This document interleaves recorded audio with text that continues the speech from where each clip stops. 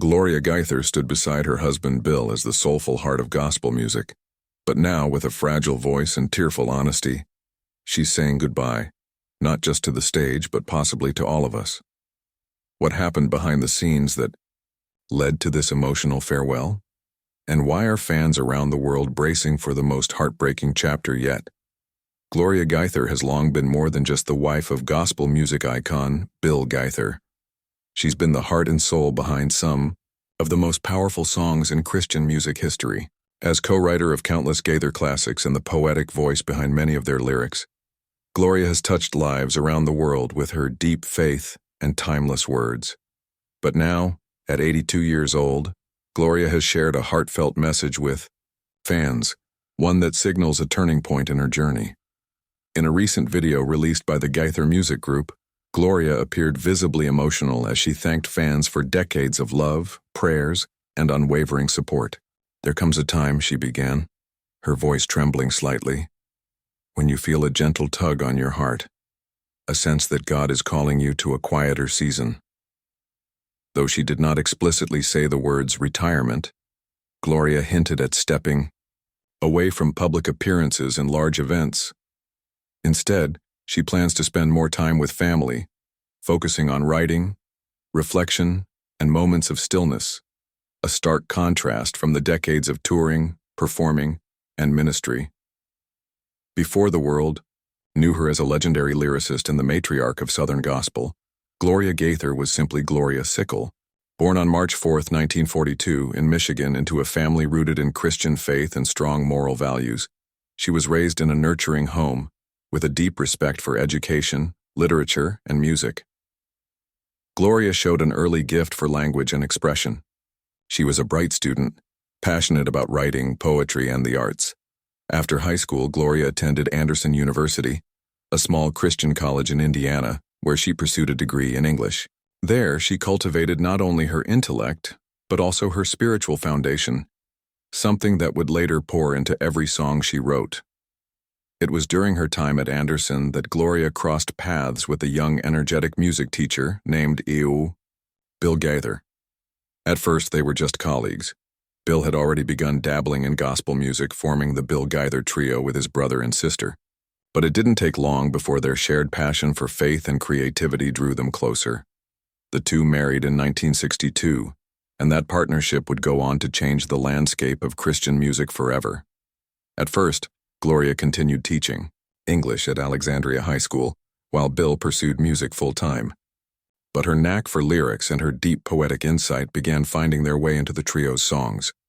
Bill composed melodies, and Gloria, with her gift for language, gave them life with powerful, heartfelt lyrics that resonated with millions.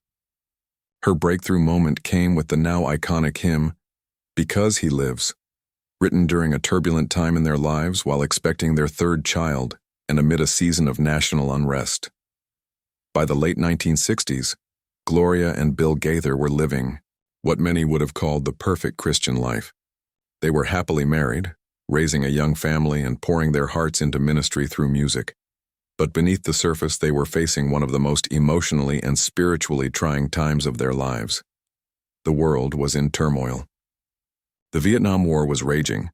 The civil rights movement was shaking the nation.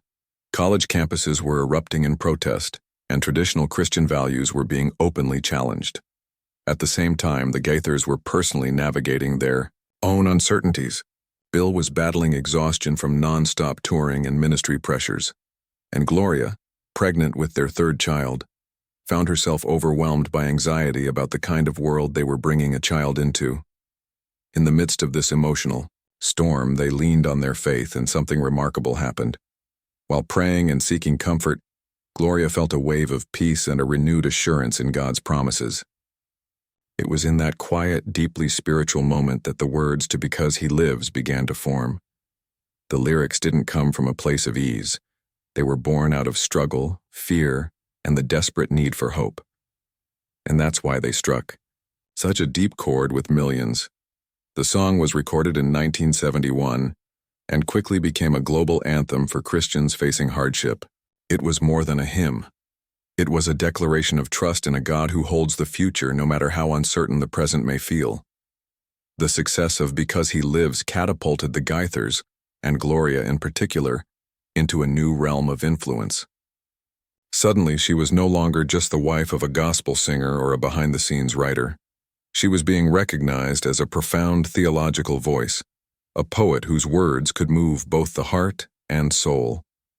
And yet, even as the spotlight grew brighter, Gloria remained grounded.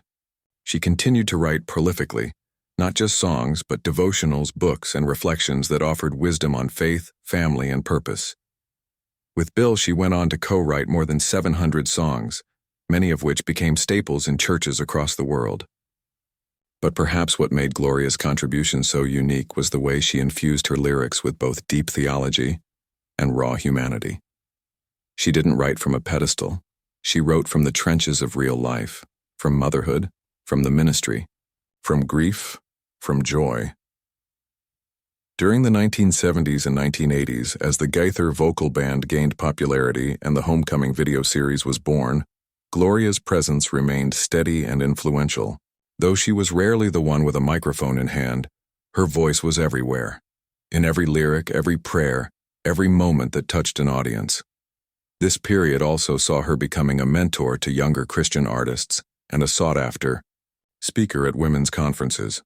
Her calm, reflective style paired with her intellectual depth made her a rare presence in a male-dominated industry. Her gift wasn't just in what she wrote, it was in how deeply she understood the human soul, the struggles of everyday life, and the enduring hope of faith. As the Gaither trio evolved into the Gaither vocal band and the Homecoming series took off, Gloria remained the quiet strength behind it all, writing, speaking, and ministering with unmatched grace and wisdom. And now, as she steps back from the public eye, fans look back not only at her contributions to gospel music but at the extraordinary journey that led a small-town teacher to become a pillar of faith through song. As the 1970s and 1980s unfolded, Gloria Gaither solidified her position as a quiet revolutionary in the world of gospel music.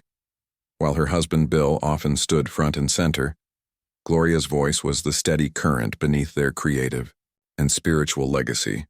Her influence wasn't loud, but it was profound. And later, the Gaither Homecoming series became household staples among Christian families in America and beyond.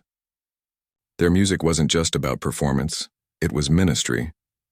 And Gloria's songwriting brought a depth and literary elegance that stood apart in the genre. In a field often dominated by cliché and repetition, Gloria's lyrics were rich with theological insight, poetic imagery, and emotional truth. She had a way of making doctrine personal, of turning the grand mysteries of God into lines that could be sung by ordinary people walking through grief, joy, doubt, and faith. One of her most remarkable contributions was the sense of narrative she brought to gospel music. Gloria didn't just write choruses, she told stories. Whether it was the journey from darkness to light, despair to hope, or death to resurrection, her songs carried a literary weight that resonated deeply. She understood the arc of redemption not just in scripture but in human life, and she translated that understanding into lyrics that continue to move hearts today. In addition to her musical work, Gloria became a voice for Christian women across generations. At a time when few women held prominent theological or creative roles in Christian music, she broke quiet barriers. She was not a performer in glitter or heels, nor was she confined to the role of a pastor's wife singing backup. Gloria was an intellectual, a mother, a thinker, and a spiritual guide all wrapped in one. She authored dozens of devotionals, spiritual journals, and reflective essays, often exploring the intersections of faith, culture, identity, and family. Her writings became lifelines for women navigating motherhood, ministry, and the silent burdens of life. She was honest about struggles. She didn't pretend to have all the answers, but she knew how to point people to the one who did. Her legacy also includes a rich investment in the next generation. Gloria was deeply involved in education and discipleship, co-founding the Gaither Family Resources Center and the Gaither Homecoming Bible. Through her mentorship and platform, she opened doors for younger gospel artists, particularly women, who looked up to her not just as a songwriter but as a role model. In a world increasingly focused on celebrity and image, Gloria remained steadfastly focused on substance. She once said, "We never set out to be stars, we set out to be faithful." That commitment has made all the difference. Behind every lyric Gloria Gaither ever wrote was a life deeply lived. She was never flashy. She rarely sought attention. But anyone who spent even a moment in her presence could feel the quiet gravity of her soul. Her faith wasn't performative. It was lived, practiced, tested, and refined in the furnace of real life. Gloria's greatest ministry was in the way she showed up in everyday life. Friends describe her as a listener, thoughtful, discerning. She didn't fill silence with noise. She filled it with peace. In meetings, she was the one who asked the deeper question. In a crisis, she was the one who brought calm. As a wife, she was fiercely loyal. She and Bill navigated over 6 decades of marriage not just as partners in music, but as true soulmates. Their relationship was not without its challenges. Raising 3 children on the road, managing a sprawling ministry, and shouldering public expectations all took their toll. But through it all, Gloria remained a grounding force. As a mother, she was intentional and nurturing. Her children recall a mom who was always present even when her schedule overflowed.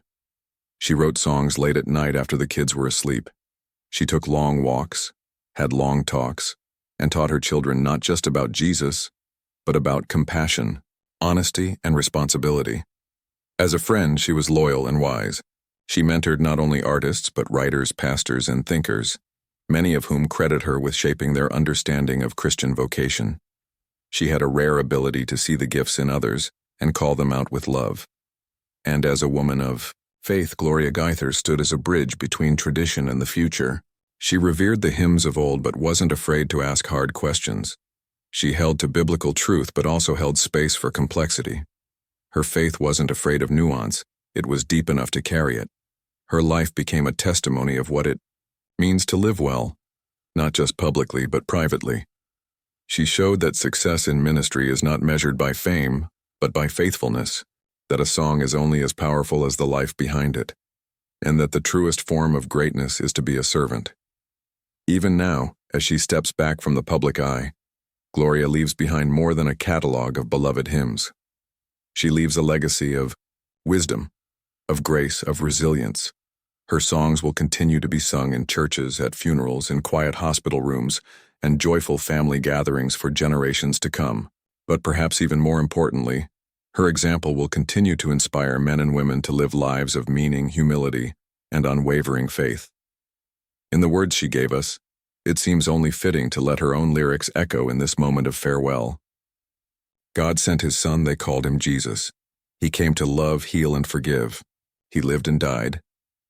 While the world knows Gloria Gaither for her poetic lyrics and spiritual depth, those closest to her know that her first ministry has always been her family. Behind every concert, every song, every book, there was always mercy, and that home was filled with laughter, long conversations, music, and faith. She and Bill Gaither raised 3 children, Suzanne, Amy, and Benjamin. Each one has been touched by their parents' ministry, yet shaped by Gloria's steady hand and nurturing heart in distinct ways. Suzanne Gaither Jennings, the eldest, has long been involved in the Gaither business and ministry operations. Working behind the scenes with her parents, Suzanne helped manage Gaither Family Resources and co-wrote several songs with her mother, including notable homecoming favorites. More than just a collaborator, Suzanne has carried the Gaither vision into the next generation, merging business acumen with a deep respect for their musical and spiritual legacy. Amy Gaither. Hayes, the middle child, took a creative path of her own, a poet, actress, and teacher. Amy inherited her mother's love for language and literature.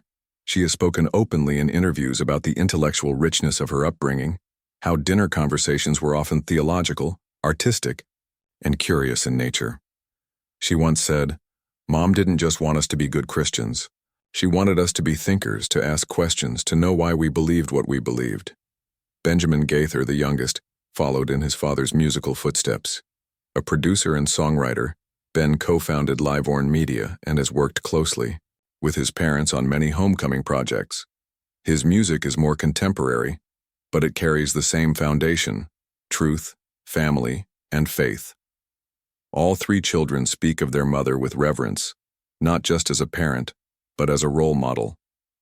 They recall her patience during the hectic years of touring, her late-night writing sessions after putting them to bed, and her habit of turning everyday moments into spiritual lessons.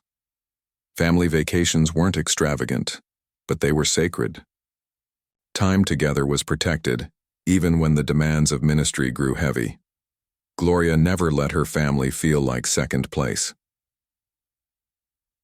In recent months, as Gloria began sharing her desire to slow down, the Gaither family has responded with a mix of gratitude and emotion. They have always known her as a strong, steady presence, the one who held things together during the chaos of life on the road.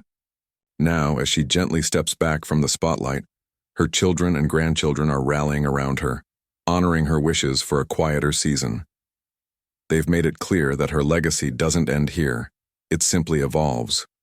Whether through books, re-released music, or archived writings, the wisdom of Gloria Gaither will continue to reach people in new ways. In a recent interview, Bill Gaither addressed his wife's decision with a tender mix of love and admiration. Gloria has given so much. For over 60 years, she's poured herself into the church, into our family, and into the world through her words.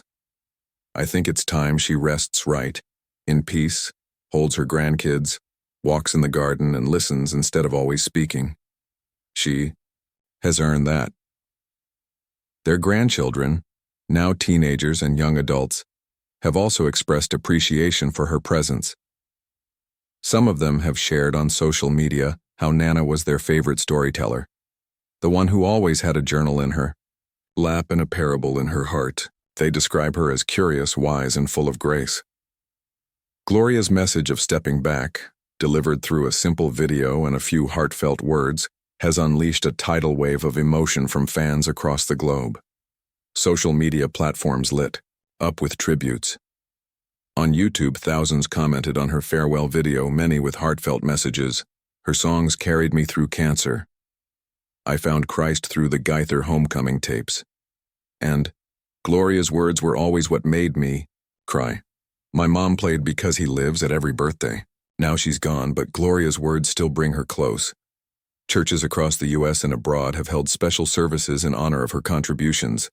Radio stations dedicated hour-long tributes. Some fans even created compilation videos, sharing personal testimonies of how her songs changed their lives. What's striking is how personal the response has been. Gloria Gaither never sought stardom, but her authenticity made people feel as if they knew her. She was the woman who wrote the lyrics that matched your heartache, the one who reminded you that God was still in control, that faith didn't have to be flashy to be real. In nursing homes, her hymns are still being played daily. In prisons, they echo in chapel services. In quiet living rooms, her words live on in framed sheet music and worn CDs. And now, as fans say goodbye, not to her life, but to her public presence, there's a collective breath of gratitude. She hasn't said this is the end, only that it's time to listen more than speak, rest more than strive. And in doing so, she continues to teach by example. And so, as fans and family let go of her presence on stage, they hold tight to the presence she built in their lives. A legacy not written in lights but in lyrics, not carved in stone but in souls.